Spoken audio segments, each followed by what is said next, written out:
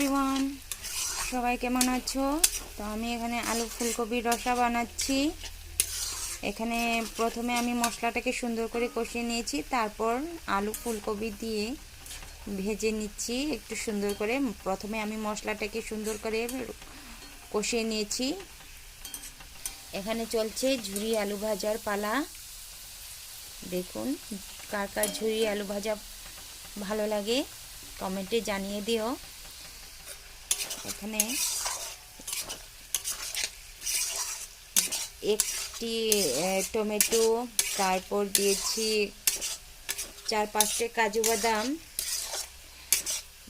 পোস্ত, সামান্য পোস্ত, তারপর দিয়েছি সামান্য কিছু চারমগজ দিয়ে কষিয়ে নিয়েছি। প্রথমে 1 টুকরো আদা, 2টো কাঁচা লঙ্কা দিয়ে। তো দেখুন বন্ধুরা,